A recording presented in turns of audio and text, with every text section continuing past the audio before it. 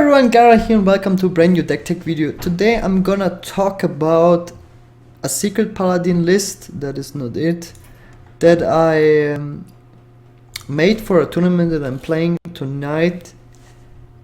And after the Patron nerf, a lot of people, the popularity of Paladin, mid-range Paladin and secret Paladin has steadily grown. And this is like a list that I made without looking at other decks, because there are so many different lists around. So I wanted to figure out how I would play or how I would build a secret Paladin from the get-go without looking at other lists. And this is what, obviously I played secret Paladin since TGT came out and have like have some experience how to build it and also how to play it and what the weaknesses and strengths are. So I had like a pretty good guess, but I didn't want to look at like the current lists because you get really distracted because there's way too many lists out there. So this is like something that I would play.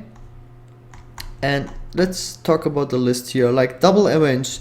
Alright, there's a lot of popular lists, also the recent list that got rank 1 on NA that played only 4 secrets. It has 1 avenge, 1 noble sacrifice, 1 redemption, and I think 1 repentance. I think it doesn't play competitive spirit. Yeah. So what do I think about that? I don't really like nerfing Mysterious Challenger.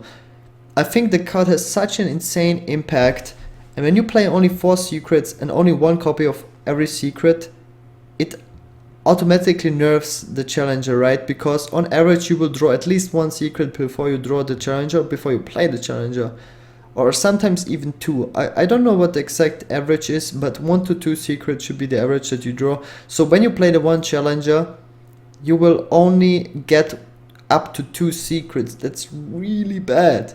So the card is still great, and getting secrets out is obviously above average and plus value, but it really nerfs the insane impact Mysterious Challenger usually has. And on top of it, the second challenger, which usually is still a great impact or just seals out the game, is completely useless. When you play just 1 copy of every secret in your deck, the second challenger will obviously always be a vanilla 6/6.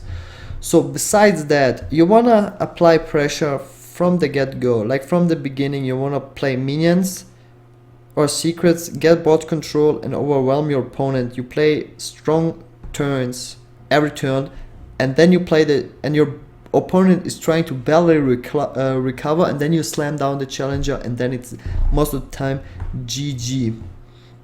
So this is what you try to do with a normal secret Paladin deck, and people are going away from it with playing less and less secrets and playing like more and more late game. And then I would really prefer to play a mid-range Paladin deck or a control Paladin deck over a secret Paladin deck, because you really nerf the strongest card in your deck, which is the Mysterious Challenger. So I really don't want to skip on the secrets, so I decided to play. And on top of it, double avenge I think is core, because avenge is such a powerful secret. It's the best secret the Paladin has available.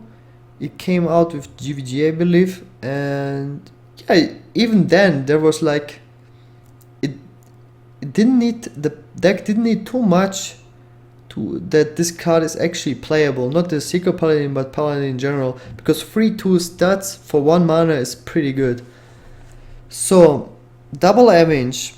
And I decided, okay, let's go over the secrets first. 1 competitive spirit, I think 1 of is pretty good with Master for Battle, and just in general, also for the challenger, I don't think it's too bad. Double noble sacrifice, it's a decent card as well to protect your board.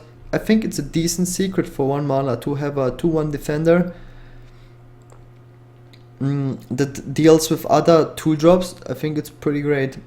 And obviously you want to play 2 copies of the strongest secrets, and I think the 2 strongest secrets are Avenge and Noble Sacrifice in Secret Paladin.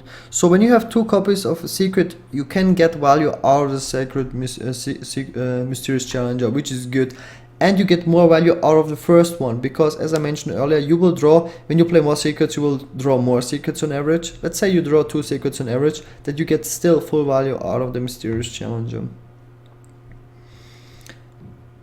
So we play those secrets, 1 redemption. I'm not sure. I think from the secrets to cut, because you kind of want to cut secrets, you don't want to draw too many, because you don't have card draw. The meta is going more and more towards aggro playstyle, aggro decks like Zoo Hunters, other secret paladins, aggro druids, and those decks, there's no more Patron Warrior, no more handlock, so divine favor gets less and less powerful. So you don't wanna have too many cheap cards. You wanna have more consistent, strong minions per turn and cut the divine favor instead. So 1 redemption, just because you will play a lot of 1/1s, and when your 100 creepers are dead, you don't get, it's rarely you get like the full value of a redemption, like you play a 100 creeper or a shredder and your opponent kills it and you get it back. It doesn't actually occur too often, and when you have the secret out, it kind of prevents you sometimes to play the hero power, because you don't want to just get a 1/1 back from the redemption. Repentance, there's like a lot of matchups where repentance is really good, like Druid, for instance. If they innovate out something big, then you can just kill it. And Druid is very popular, and really have to take into account that you will face that deck many times. Secret Keeper, I'm not sure about this card. A lot of people prefer Agent Squire over Secret Keeper, but when you get value out of the Secret Keeper, this card can just get out of control. And I really like that concept, that you have the potential to get out of control. And even if you just have a 2-3 minion, like just get 1 buff, it's still pretty good. And you have to take into account that your opponent, that the popularity of other secret decks like Tempo Mages, Hunters, and other secret paladins is getting bigger and bigger, so it's a good counter card as well. And sometimes people even forget that the Secret Keeper gets buffed by your secrets, so I've seen that happening to me. So I kind of like that as well. 1 Hunter Creeper, just because I don't have room to play too many cards. As you can see, I play 1 Owl and 1 Knife Juggler. 1 Owl is sometimes really nice to have, just because you can't fit too many cards into this deck. Hunter Creeper is just sometimes so nice to have, also with the redemption. It's one of the greatest 2-drops. Also Knife Juggler, such a great synergy. Minibot, the best 2-drop, but I really want to have 1 Cockhammer, because if you get a value out of it, it's insane. Master for Battle is just too much value for 3 mana. And Agent Horse Rider, it's like a flavor card. I really enjoy this card a lot, especially against Druid, because this card sticks around forever. 1 True Silver Champion, you can't fit in too many cards. As you can see, 1 True Silver Champion, 1 Blessing of Kings, 1 Consecration. Consecration is very good in mirror matches, but oftentimes against control decks it's a dead card. You don't want to have ever 2 Consecrations in your hand against anything, so you rather have a Kings. And oftentimes Kings is better than True Silver Champion, because you don't really play bot control. You just, most of the time you just want to go face. So True Silver Champion is still a very powerful card, so that's the reason behind the one-off. But you don't want to have too clunky draws. You really want to draw those minions like a Paladin Shredder and play it, force your opponent to deal with it and go face. Sludge Belcher, I like it.